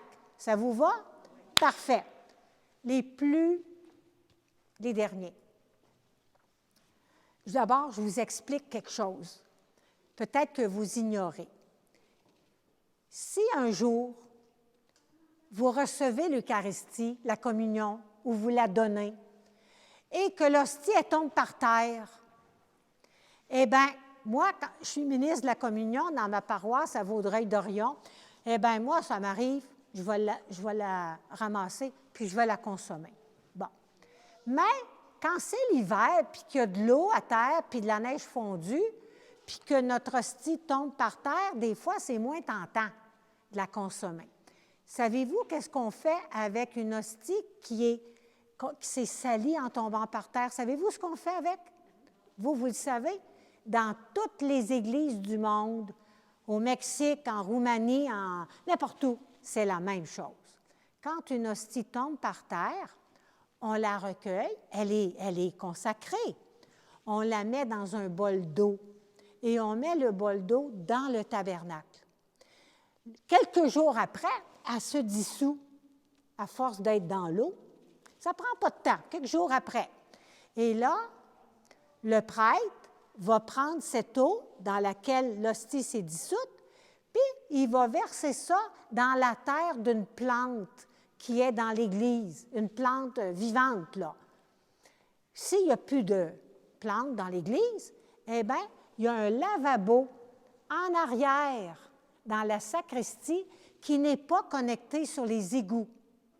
Et c'est comme ça dans toutes les églises. On jette ça dans ce lavabo spécial parce que ça s'en va dans la terre. Et ça, c'est pareil partout au monde. C'est un protocole, la procédure qui vient de ce qu'on appelle le droit canon. Ça va? Regardez maintenant ce qui s'est passé. On est en Pologne en 2013. Une hostie tombe par terre. Elle est ici. Une hostie tombe par terre. On la met dans un bol d'eau. On la met dans le tabernacle. Quelques jours après, on va pour en disposer. Surprise, il y a du sang sur la Sainte Hostie. Qu'est-ce qu'on fait? On avertit l'évêque. Et là, on va apporter cette hostie prodigieuse à l'évêque. Et là, il va y avoir une équipe de scientifiques qui vont faire des tests, qui vont faire des analyses pour essayer de comprendre d'où vient le sang. Alors, en 2013, ce panneau-là, normalement, il va là, parce que là, je vais vous mêler. Alors, on voit le prêtre qui ramasse l'hostie, elle est déposée dans le contenant et une goutte de sang apparaît sur la Sainte Hostie. Il y a l'évêque, évidemment, il va y avoir une commission, pas une commission, mais une équipe de scientifiques qui ont fait les analyses. Est-ce que vous voulez connaître les résultats? Dans 2 minutes. Ici, 2008, Sokolka. 2008. Qu'est-ce qui s'est passé? Le prêtre donne la Sainte Communion, une hostie consacrée tombe par terre. C'était pas propre par terre. On la prend, on la met dans un contenant d'eau, on le met dans le tabernacle. La religieuse qu'on voit, elle arrive quelques jours après, l'eau est colorée rouge et sur l'hostie, elle ne s'est pas désintégrée, il y a une tache de sang. On appelle notre évêque. Il va demander qu'on lui apporte cette hostie prodigieuse. On va faire des analyses par une équipe de scientifiques et on va envoyer le résultat à l'évêque. Les résultats, 2 minutes. Venez, suivez, on arrive ici. On arrive au Mexique en 2006. Le Mexique en 2006, là, c'est un peu différent. Il y a deux prêtres et une religieuse qui sont en train de donner l'Eucharistie. La religieuse, tout à coup, dans le ciboire, il y a une hostie recouverte de sang. La religieuse, imaginez donc, on communique avec l'évêque, l'hostie prodigieuse sera analysée par une équipe de scientifiques. On attend les résultats. Dans 2 minutes. J'achève, soyez patients. Et là, je suis rendue à Buenos Aires, en Argentine. 1992, 1994, 1996. Sauf quelques jeunes, on était tous là. Qu'est-ce qui s'est passé? Vous êtes rendus pas mal bons. On voit le prêtre qui ramasse la Sainte Hostie. On voit qu'il le met dans un contenant et on voit qu'il est apparu un caillot de sang. Alors, savez-vous qui était l'archevêque à ce moment-là? Le pape François. C'est lui qui était là. Alors, c'est lui qui a commandé une équipe de scientifiques pour faire les analyses de cette tache de sang, qui était devenue, si on regarde là, à la loupe, quand même assez impressionnant. Et là, je vais vous donner des petits résultats. J'ai failli dire, les résultats, samedi prochain. Ça serait drôle, hein? Non, je ne ferai pas ça. Alors, quelles sont les conclusions? J'ai tout fait ça avant de vous les donner parce que les conclusions, elles sont identiques partout. Écoutez bien les 5 conclusions. Ce sont des miracles eucharistiques récents, là, de 1992 à 2013. 5. Le premier résultat des analyses, qui n'ont pas été faits par les mêmes équipes de scientifiques, on est d'accord, dans différents pays. Alors, le premier, le sang est humain. Le sang est humain. Deuxième conclusion des scientifiques, le sang possède les propriétés frais du jour. Quand, madame, vous allez passer une prise de sang, évidemment, elles sont analysées dans de brefs délais pour ne pas altérer les résultats.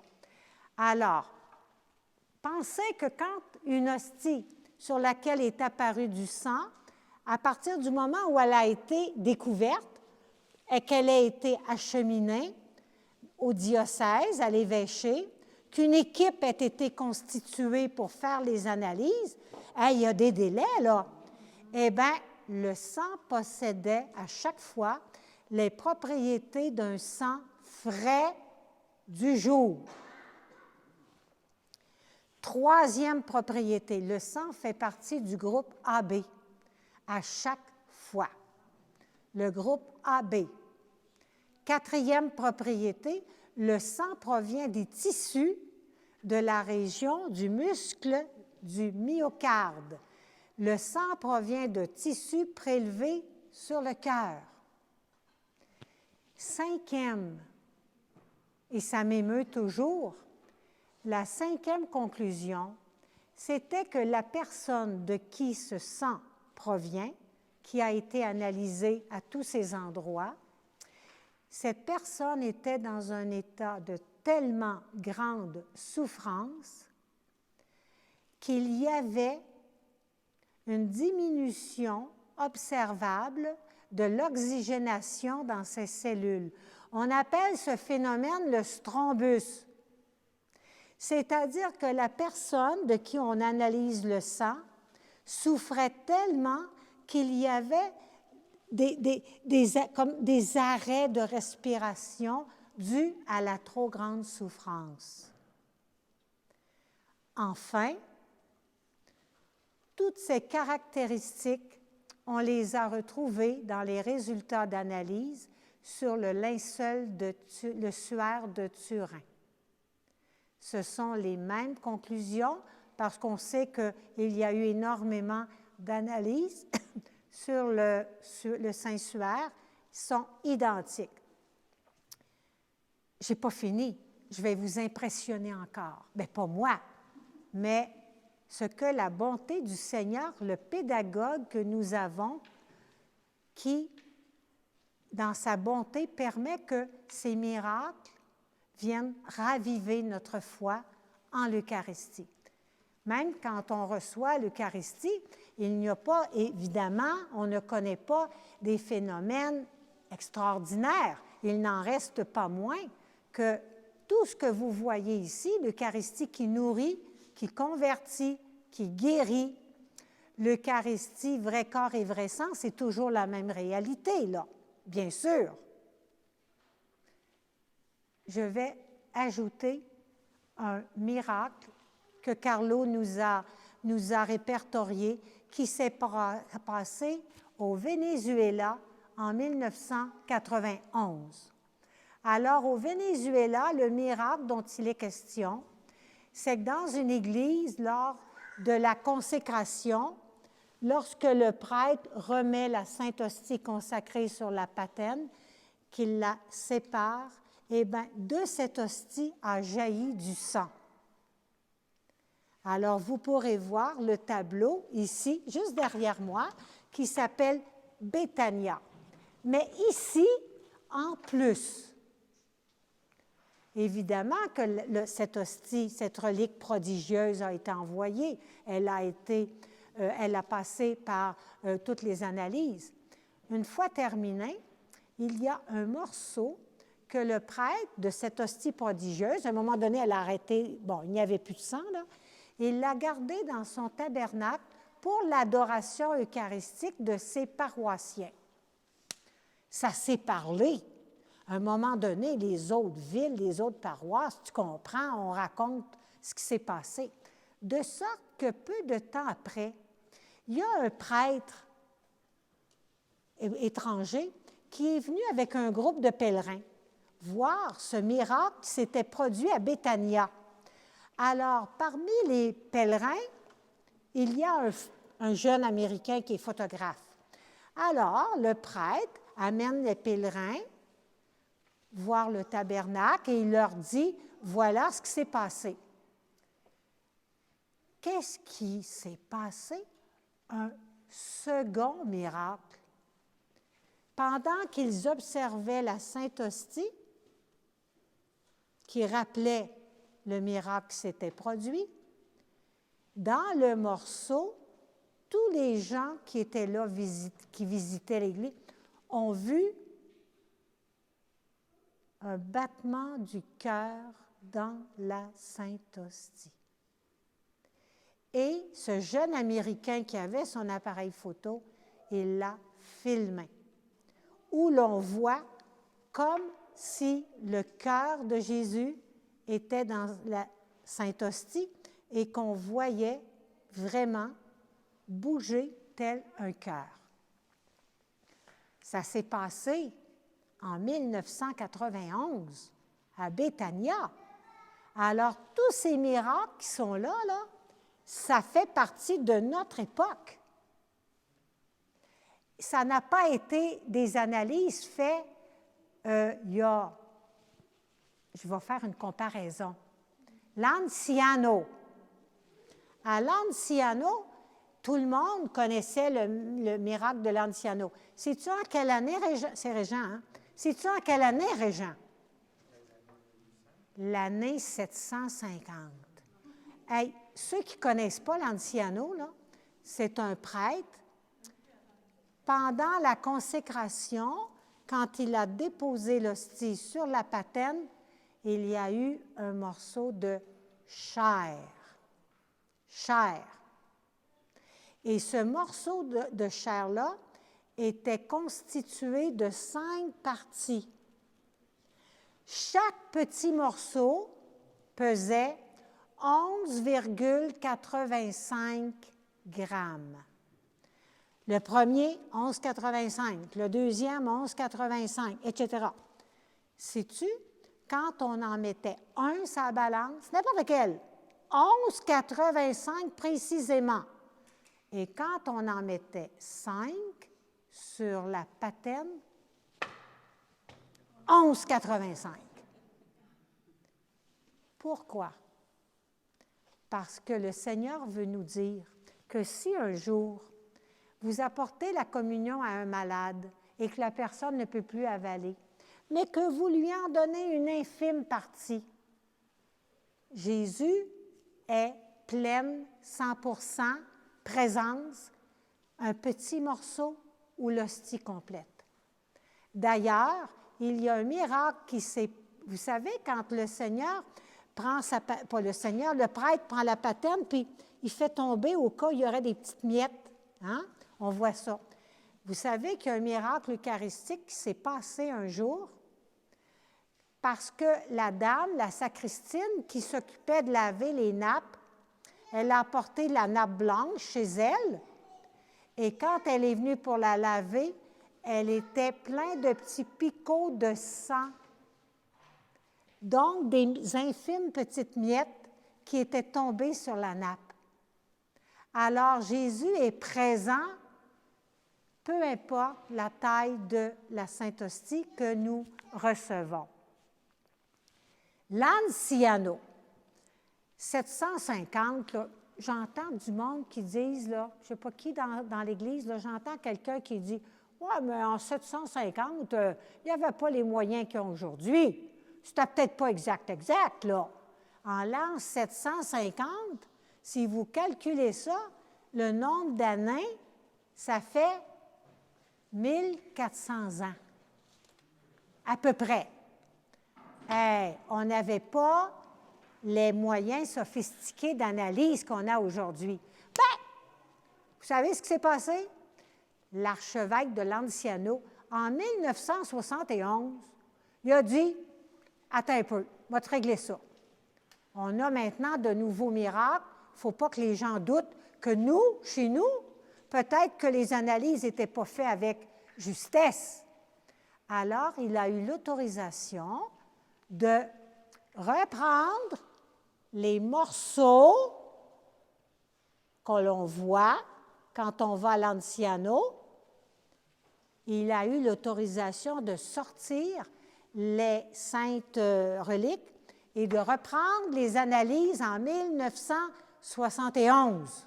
Ah bien là, on commence à être un petit peu plus à jour. Les résultats ont été les mêmes. Savez-vous, moi, ce qui m'étonne? Le sang était frais du jour. Pensez-y. Le sang avait les propriétés d'un sang frais du jour, comme si on avait fait l'analyse la journée même. Incroyable. Ça, c'est le miracle de l'Anciano. Alors, ce que je viens de vous dire, c'était au moins les plus importants. Si vous voulez, je vais vous en raconter d'autres. Ça vous va? Pas trop fatigué? On y va. Tiens.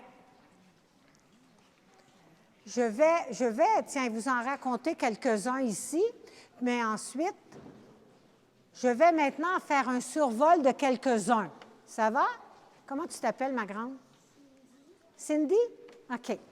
Est-ce que tu vois bien, Cindy? OK. Alors ici, c'est la même chose. C'est lors de la consécration. Après la consécration, c'est le calice qui s'est, par accident, renversé sur le petit linge blanc, le corporal, et tout de suite, le vin est devenu du sang. Et au milieu du corporal, on peut apercevoir Jésus en croix. Je continue. Ici, jusqu'à la prochaine section, c'est le visage de Jésus dans l'Eucharistie. Alors, ce sont des miracles qui se sont produits à différents endroits devant des gens qui étaient adorateurs devant le Saint-Sacrement exposé, où Jésus est apparu devant des milliers de personnes dans l'ostensoir. Même qu'il est apparu ici à l'île de la Réunion et dans l'ostensoir, dans l'hostie, c'était Jésus couronné d'épines. Et des milliers de gens l'ont vu. Ici, en France, à Bordeaux, c'était Jésus qui bénissait les gens dans le Saint-Sacrement. Et encore là, les gens, quand ils s'en sont aperçus, ils passaient devant le Saint-Sacrement et ils voyaient Jésus qui bénissait les adorateurs. Et ça, là, à cause de la place, j'en ai mis quelques-uns seulement. Mais ça se produit encore maintenant. J'étais à Joliette la semaine dernière où je rencontrais des paroissiens comme vous. Et il y avait le prêtre qui était là, le prêtre Nicolas Tremblay. Et dans sa paroisse, il y a une dame qui a dit « Hey, moi, j'étais avec mon mari et on a très bien vu. » Et il y avait des témoins que Jésus est apparu dans la Sainte Eucharistie et il y avait, au lieu que ce soit Jésus, il y avait 3 croix, comme si c'était Jésus sur le calvaire. Des miracles eucharistiques, là, ils ne sont pas tous annoncés. Il y a beaucoup de personnes, et je vais vous donner un autre exemple ici, l'Eucharistie qui protège lors de raz-de-marée, d'inondations, d'incendies, lors de volcans. Et ce sont des miracles où l'intervention d'un prêtre avec le Saint-Sacrement a permis qu'un incendie, tout à coup, le vent tourne et puis... Moi, je suis originaire du Saguenay. Bon, un miracle, monsieur le curé, ouvrez vos oreilles. Je suis originaire du Saguenay, puis il y a une légende, mais il paraît que c'est vrai. Le curé de la paroisse Sainte-Anne sortit avec le Saint-Sacrement et et il a béni la ville de Chicoutimi et le feu a sauté par-dessus la ville de Chicoutimi. Bien, écoutez, Régent, là, des histoires, ce que vous venez de nous raconter, là, la semaine dernière, et les gens étaient tous de la place, là, et les gens dans la région de Joliette ont dit, en 1963, il y avait un mariage d'une telle avec un tel, là, puis dans l'Église, et là, ils ont interrompu le mariage parce qu'il y avait un incendie tout près, et il ventait très, très fort, et le prêtre s'est dépêché. Tout de suite, il a pris le Saint-Sacrement, il est sorti dehors, et la même chose s'est produite. Le vent, tout à coup, et ça l'a épargné le village parce que, écoute, avec les vents qu'il faisait puis l'étendue de l'incendie, là, beaucoup de maisons auraient été détruites. Alors, ce que vous racontez, Régent, là, plusieurs personnes, lorsque je vais un peu partout en exposition, ont des choses à raconter. L'Eucharistie qui protège. Alors, si un jour, il y a un incendie dans votre région, appelez M. le curé. Appelez M. le curé. Hein? Et on a vu aussi lors d'inondations, lors de raz-de-marée, des villages qui ont été protégés par la présence du Saint-Sacrement. On continue. Tiens, je vous amène ici. Ici. Alors ici, quelques miracles, c'est, je vais attendre que les gens approchent. Alors ici, à l'arrière, là, l'Eucharistie qui nourrit. Ce sont des femmes, peut-être que vous connaissez, Marthe Robin, ou Thérèse Newman, ou Catherine Emmerich, Alexandra Maria d'Agostina. Ce sont, moi je pense à madame, pas madame, mais à Marthe Robin. Écoute, Marthe Robin, elle est décédée en 1981. Ça ne fait pas longtemps, là, 1981. Thérèse Newman, 1962. 1955. Ce sont des femmes qui, pendant 10 ans, 26 ans, 53 ans, n'ont été nourries que de la Sainte Eucharistie. Alors, vous pourrez lire leur vie. Alors, ce sont des femmes, peut-être que vous en avez entendu parler, qu'elles avaient pour seule nourriture l'Eucharistie. Des femmes qui ont porté souvent les stigmates du Christ et qui étaient des femmes, évidemment, des mystiques. On continue.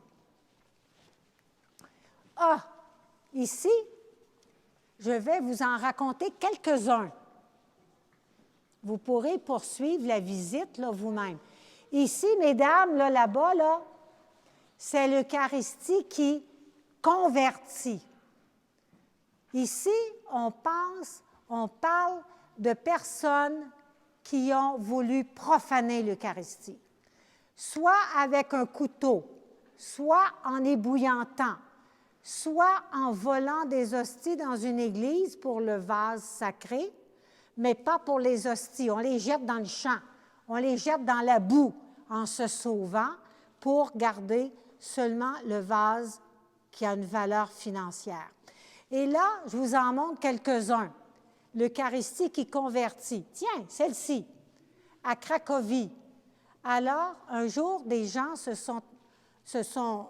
ont volé et puis les quelques hosties, ils les ont jetées dans un marécage en se sauvant. Quelque temps après, les gens qui marchaient sur cette route se sont aperçus que du marécage sortait une lumière brillante. Alors, on se questionne, qu'est-ce que c'est ça? Alors, les gens se sont approchés et ils ont vu dans la boue, dans l'eau, les hosties intactes, que le prêtre est allé chercher, elles étaient intactes, pour les ramener à l'Église. Des hosties qui n'étaient absolument pas détériorées. D'autres... Oh, faut que je vous conte quelque chose. Est-ce qu'il y a un couple ici, là? Y a-t-il un couple? Il y a un couple, là.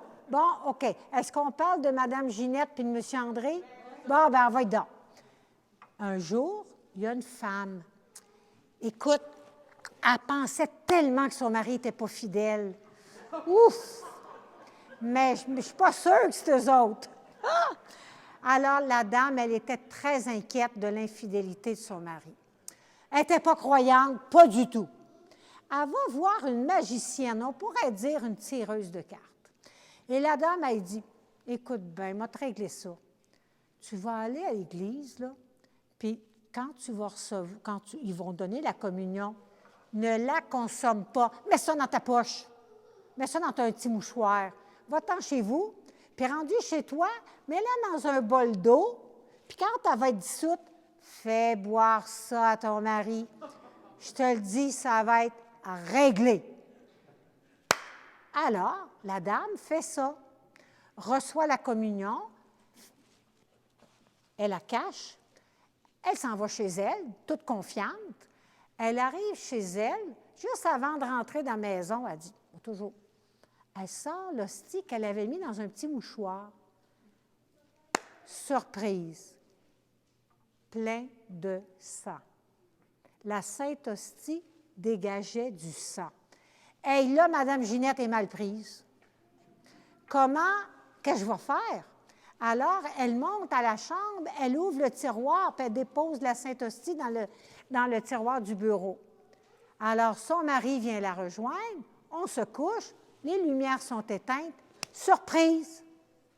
Une lumière inconnue, mystérieuse, jaillit du tiroir, éclaire toute la chambre comme en plein jour. Alors, madame n'a pas le choix de dire à monsieur qu'est-ce qui se passe. Vous comprenez bien.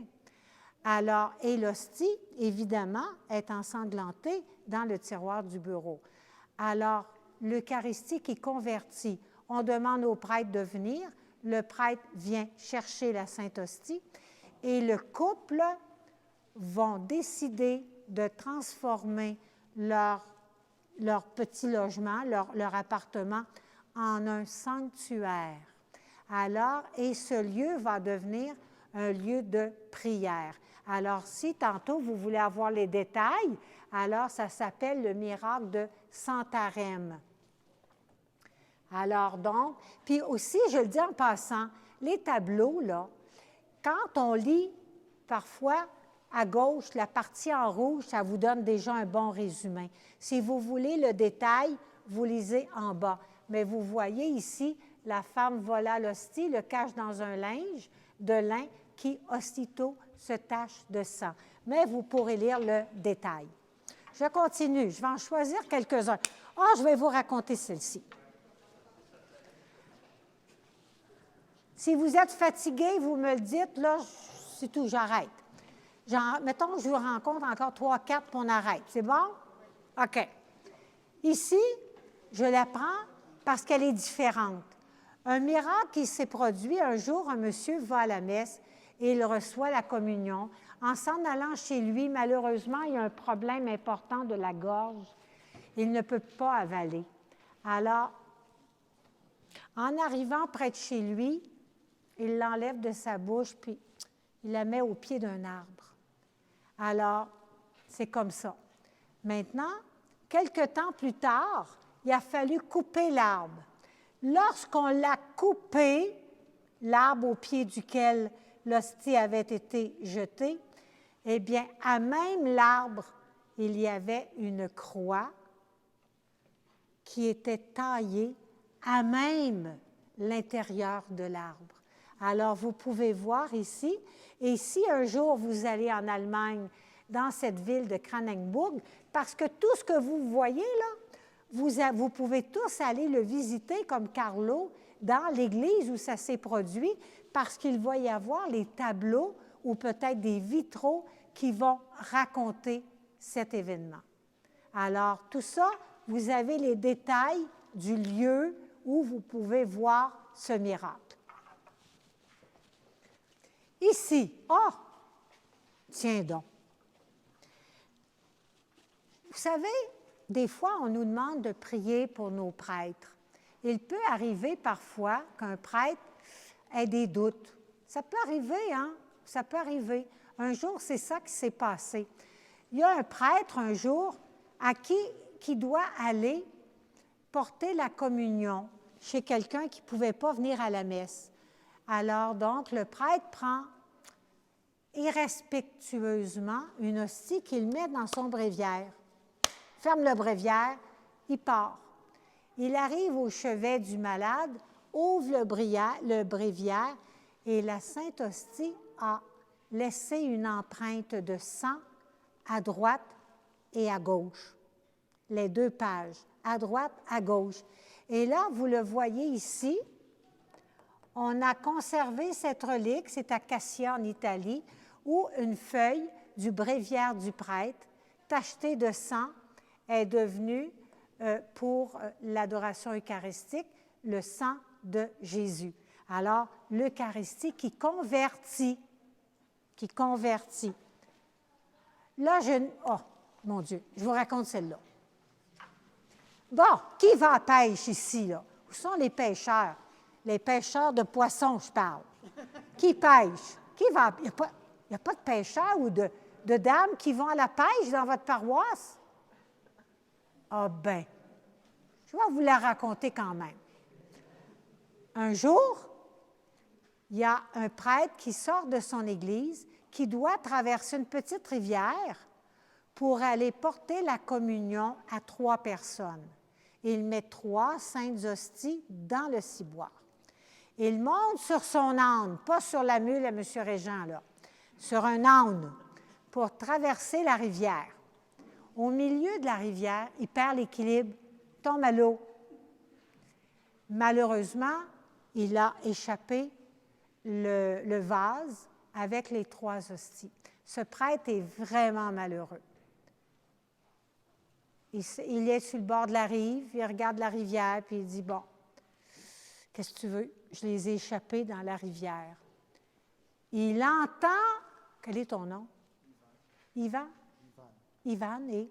Chris. Il entend 2 pêcheurs, Ivan et Chris. Les 2 petits gars sont sur le bord de l'eau, ils sont après pêcher. Il entend, Monsieur le curé, Monsieur le curé. Le curé s'approche des 2 pêcheurs. Les 2 pêcheurs disent, hey, regarde, Monsieur le curé, qu'est-ce que je vois dans l'eau? Et qu'est-ce qu'il voit? Il voit 3 poissons avec un cercle lumineux dans la bouche. Ce sont les 3 saintes hosties qui sont tombées à l'eau. Puis si tu regardes, Ivan, regarde nos 3 poissons qui sont là. Alors, il a aperçu les 3 poissons miraculeux qui étaient presque sortis de l'eau, qui tenaient les hosties intactes dans leur bouche pour les remettre au prêtre. Et ce n'est pas une histoire de pêche. Et si vous allez à Alboraya, il y a une immense sculpture devant l'église qui représente un poisson avec une hostie au bout.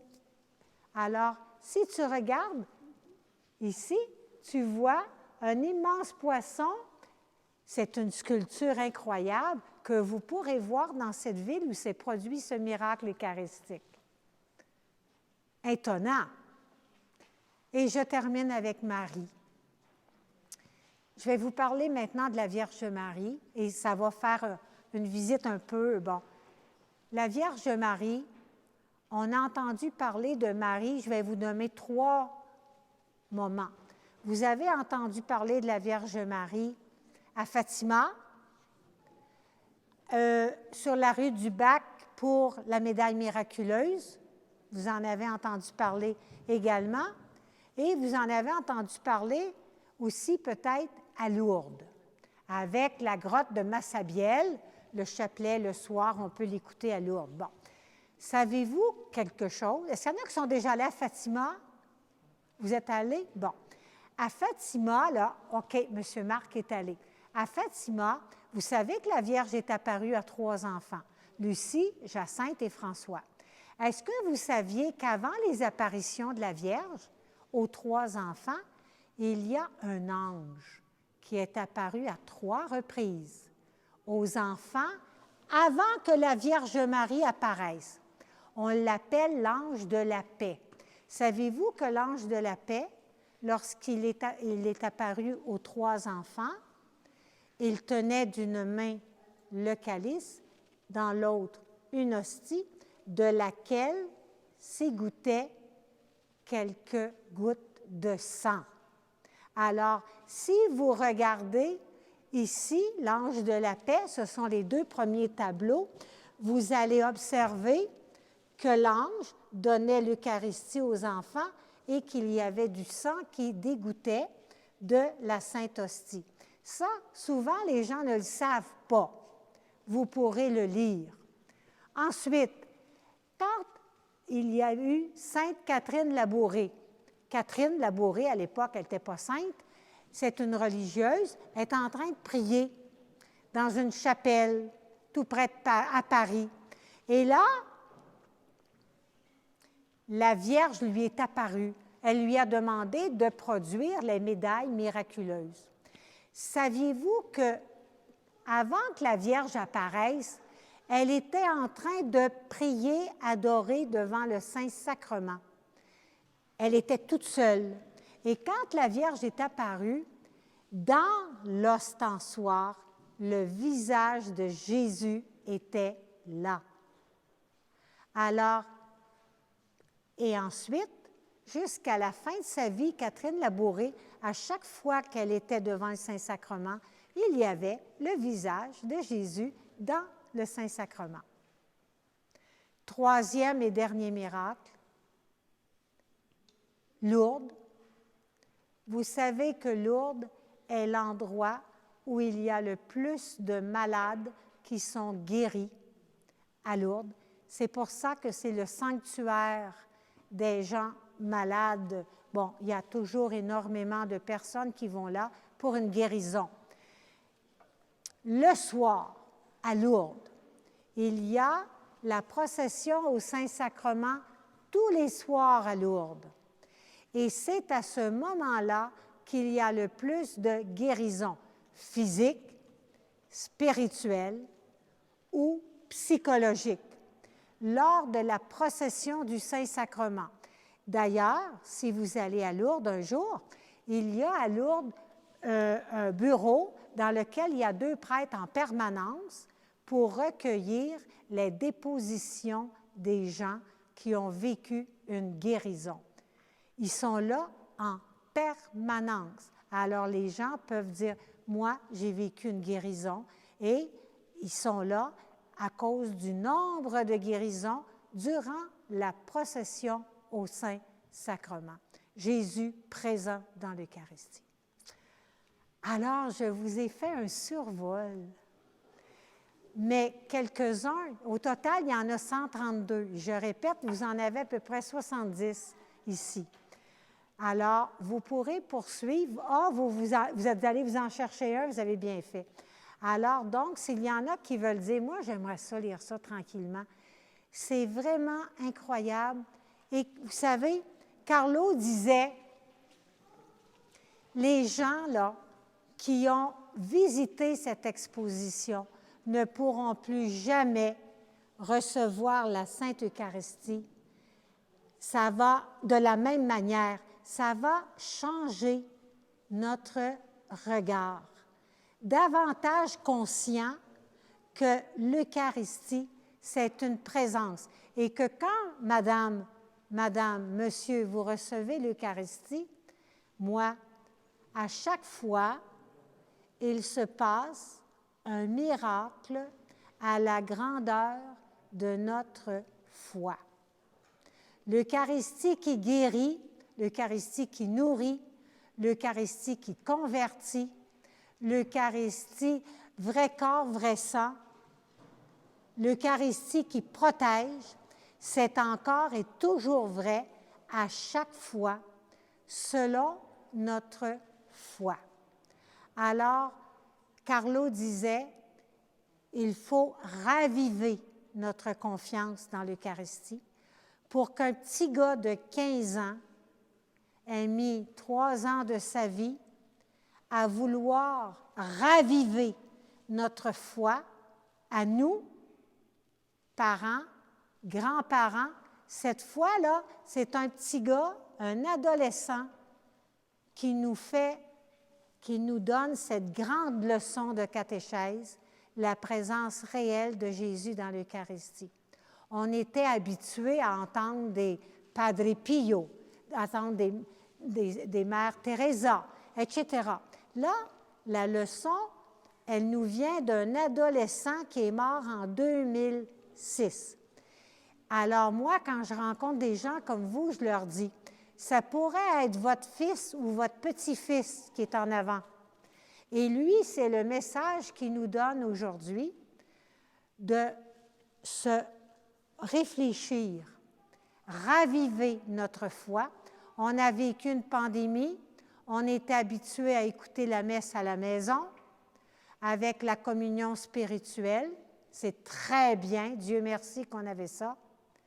Maintenant que les églises sont ouvertes, rappelons-nous l'importance de recevoir Jésus présent dans l'Eucharistie.